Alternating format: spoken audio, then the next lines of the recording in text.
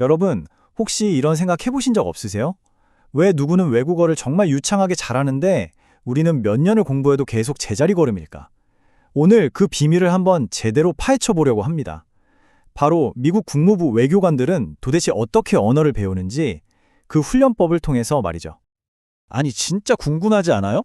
외교관들은 어떻게 전혀 다른 나라의 말을, 그것도 그냥 취미 수준이 아니라 실제 업무에서 쓸 수 있을 만큼 높은 수준으로 마스터하는 걸까요? 뭐 특별한 재능이라도 타고난 걸까요? 아니면 우리 대부분이 뭔가 중요한 걸 놓치고 있는 걸까요? 자, 이게 어느 정도냐면요. 미국 국무부에서 한국어를 업무 수준으로 구사하려면 무려 3년 동안 일주일에 40시간씩 집중 훈련을 받아야 한대요. 이건 거의 뭐 풀타임 직장인처럼 언어 공부만 하는 거죠. 하지만 단순히 시간만 많이 쓴다고 될까요? 절대 아니죠. 핵심은 어떻게 배우냐, 바로 그 방법에 있습니다. 자, 그럼 지금부터 외교관들이 쓰는 그 핵심 비결 한번 제대로 파헤쳐 보겠습니다. 가장 크고 중요한 비밀은 바로 이겁니다. 언어 학습을 무슨 지루한 암기 과목처럼 대하는 게 아니고요. 아주 나만의 것, 지극히 개인적인 경험으로 만드는 거예요. 그 구체적인 방법이 정말 흥미로운데요. 외교관 훈련 과정에서는 처음부터 문법책을 펴는 게 아니라 자기 이야기, 내 취미, 내 관심사에 대해 말하는 연습부터 시작한대요. 그리고 무슨 50년 된 낡은 교과서가 아니라 바로 어제 나온 따끈따끈한 신문 기사를 읽고 토론을 하죠. 그러니까 박물관에 있는 언어가 아니라 지금 세상에서 진짜로 쓰는 살아있는 언어를 배우는 겁니다. 그렇다면 대체 왜 이런 방식이 훨씬 더 효과적일까요? 그 원리는 생각보다 아주 간단합니다. 우리 뇌가 뭐랄까 좀 낯을 가려요.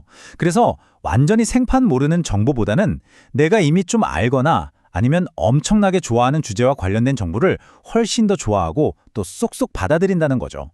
내가 좋아하는 축구팀에 대한 기사라면 어려운 단어도 술술 외워지는 거랑 똑같아요. 그런데 안타깝게도 우리 대부분은 이런 효율적인 길 대신에 전혀 다른 길을 걸어왔습니다. 바로 시험이라고 하는 아주 큰 함정에 빠져 있었던 거죠. 보세요. 목표 자체가 완전히 다릅니다. 시험을 위한 공부는 어때요? 그냥 달달 외우고 문법 하나라도 틀리면 큰일 나는 거고, 그래서 결국 목표는 높은 점수죠. 하지만 대화를 위한 공부는요? 사람하고 연결되는 거, 내 생각을 어떻게든 이해시키는 거, 이게 목표인 거죠. 결과는 당연히 실제 대화가 되는 거고요. 전직 미국 외교관인 페넬로페 김이 딱 꼬집어서 이런 말을 했습니다. 원래 언어라는 게 사람과 사람 사이에 마음을 전하는 다리 같은 건데 이걸 그냥 점수 따는 사다리로만 써버리면 그건 그냥 암기 시험이랑 다를 게 뭐냐는 거죠. 그러니 공부 방법도 당연히 달라야만 하는 겁니다. 자, 좋습니다. 그럼 이제부터 우리가 진짜 대화를 위해 뭘 할 수 있는지 구체적인 방법들, 나만의 툴킷을 한번 챙겨볼까요? 이 4가지 단계를 꼭 기억하세요. 첫째, 무조건 내가 좋아하는 주제로 시작하세요. 어려운 경제기사 말고요. 내가 진짜 좋아하는 요리나 게임에 대한 글을 읽는 겁니다. 둘째, 최신 뉴스나 잡지를 활용해서 지금 사람들이 쓰는 살아있는 표현을 익히세요. 셋째, 이거 진짜 꿀팁인데 이미 내용을 다 아는 영화나 책을 목표 언어로 다시 접해보는 거예요. 내용을 아니까 부담 없이 표현에만 집중할 수 있거든요. 그리고 마지막 넷째, 이게 진짜 핵심입니다. 바로 바꿔 말하기 기술이에요. 바꿔 말하기란 내가 어떤 단어가 딱 막혔을 때 몰라 하고 포기하는 게 아니라 내가 아는 쉬운 단어들을 레고 블록처럼 조립해서 그 뜻을 어떻게든 전달하는 기술이에요.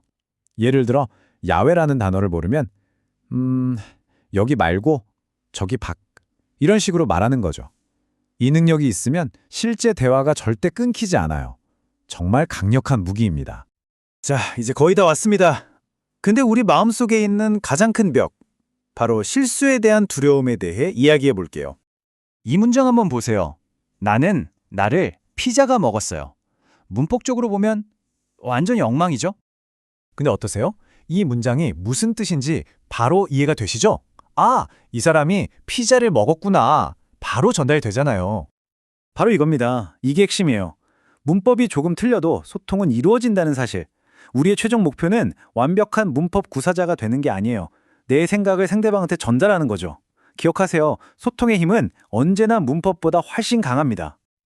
자, 이제 진짜 마지막입니다. 이 모든 걸 관통하는 가장 중요한 마음가짐에 대한 이야기예요. 절대 두려워하지 마세요. 여러분이 외국어로 힘들게 한마디 했을 때 상대방은 여러분의 문법 점수를 매기지 않아요. 오히려 다른 언어로 소통하려는 그 노력 자체를 정말 멋지게 생각하고 기뻐할 겁니다. 우리 막 말을 배우는 아기들을 한번 떠올려 보세요. 아이들은 단어 몇 개밖에 모르는데 그걸로 하고 싶은 말을 전부 표현하잖아요. 틀리는 거요. 애초에 그런 개념이 없어요. 그리고 우리 모두는 그런 아이들을 다정하게 인내심을 갖고 이해해 주려고 노력하잖아요. 우리도 바로 그런 마음으로 언어를 다시 시작해야 합니다.